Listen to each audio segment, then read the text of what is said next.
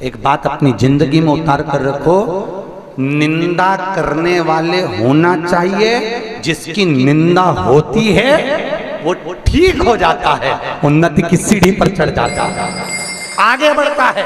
जिसकी निंदा ज्यादा हो वो आगे बढ़ता है, और जिसकी निंदा नहीं हो वो नीचे जाता है। भले दुनिया के लोग कितनी भी निंदा करें, चाहे दुनिया के लोग कितना भी अपशब्द कहें, पर आपके द्वारा किया गया पुण्य वो कभी समाप्त नहीं हो सकता।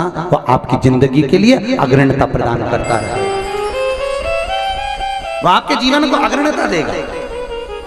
कोई कितनी भी निंदा करे, आप रोज रोज कथा में जाओगे तो लोग कह देंगे अपने आप को धर्मात्मा समझती, बड़ी पुण्यात्मा समझती। तुम रोज रोज मंदिर जाओगे तो लोग कह देंगे इसके बाद तो कोई काम नहीं, दिन भर फ्री मंदिर में बैठी रहे 24 घंटा। कथा सुनने जाओगे तो लोग कह देंगे बस चल दी कथा सुन।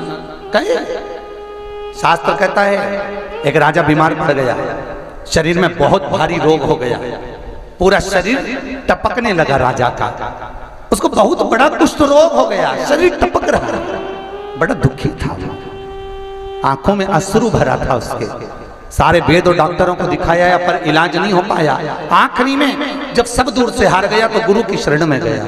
गुरुदेव गुरुदेव, गुरुजी बोले बोलो क्या बात है? महाराज मेरे शरीर में एक रोग हो गया, मेरा शरीर टपक रहा है, मेरे को बहुत भारी कुष्ठ रोग हो गया, मेरा शरीर पूरा टपक नीचे गिर रहा है, गुरुदेव आप बचा लीजिए। गुरुजी ने कहा डॉक्टर को नहीं दिखाया? दिखाया, वेदों को दिखाया? दिखाया। गुरुजी बोले एक काम कर, तेरा बड़ा भाई था कहाँ गया? तो राजा बोला गुरुजी वो तो बड़ा भाई तो मर गया। अच्छा, बड़ी भाभी वो अपने घर में है राजभवन में। सुन एक काम करना, जब बड़ी भाभी अपने कमरे में जाकर सो जाए तो रात को एक दरी लेकर जाना, चटाई लेकर जाना, और भाभी के कमरे के बाहर चुपचाप जाकर सो जाना, किसी को बताना मत। राजा ने सोचा बताओ इतनी दवाई खाई उससे फर्क नहीं पड़ा, भाभी के कमरे के बाहर सोने से कौन सा फर्क पड़ेगा? फिर भी राजा ने कहा ठीक गुरुजी इतने में ठीक हो जाऊंगा, हाँ कोई दवाई कुछ खाने की जरूरत नहीं, तू तो चले जा और भाभी के कमरे के बाहर से जाकर सो जा। राजा गया, दरी चटाई लेकर गया, भाभी के कमरे के बाहर जाकर सो गया। 15 दिन सोते सोते निकले, 20 दिन निकले। 20 दिन बाद एक नौकरानी ने देख लिया, एक सेविका ने, कि राजा बड़ी रानी के कमरे में जाकर सोता है। नौकरानी ने दूसरी नौकरानी से कहा वो खोल ले राजा को तो देखो, भाई मर गया तो भाभी के कमरे में जाकर सोता है। तीसरी ने चौथी से कहा, पूरे नगर में बात फैल गई, लोग राजा को कोसने लगे, थू थू करने लगे, गालियां देने लगे, अपशब्द कहने लगे, और राजा का शरीर धीरे धीरे धीरे धीरे ठीक हो गया, एकदम बढ़िया। राजा नारियल लेकर श्रीफल लेकर गुरुजी के पास गया, गुरुदेव अच्छे अच्छे वेद और डॉक्टर मुझे ठीक नहीं कर पाए, आपने कैसे ठीक कर दिया? गुरुजी बोले राजन तेरा पाप इतना बढ़ गया था कि तेरे शरीर से टपक टपक कर गिर रहा था, उस पाप को कम करने के लिए तेरी निंदा करवाई, बुराई करवाई।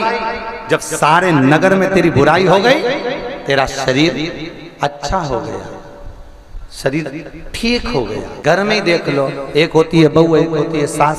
सास की उम्र 70 साल, 80 साल, 75 साल, 60 साल, बहू की उम्र 30 साल, 32 साल। सास को देखना, ना उसका घुटना दुखे ना पीठ दुखे, 15 मेहमान भी घर में आ जाए तो भोजन बना के रख दे। और बहू 15, 20, 25 साल, 30 साल, 40 साल, उसका कहीं घुटना दुखे, कहीं कमर दुखे, कहीं पीठ दुखे, कहीं सिर दुखे, वह बहू का कुछ न कुछ दुखता ही रहे। कारण, उसका कारण केवल इतना है, बहू सास की इतनी बुराई करती है कि सास एकदम चकाचक होती चली जाती है, चकाचक। मेरा निवेदन है बहुओं से, सास को जल्दी निपटाना है तो बुराई करना बंद कर दो, बुढ़िया निपट जाएगी। तुम जितनी जितनी बुराई करोगे डोकरी उतनी खजूर वाली चोटी बना के जाएगी।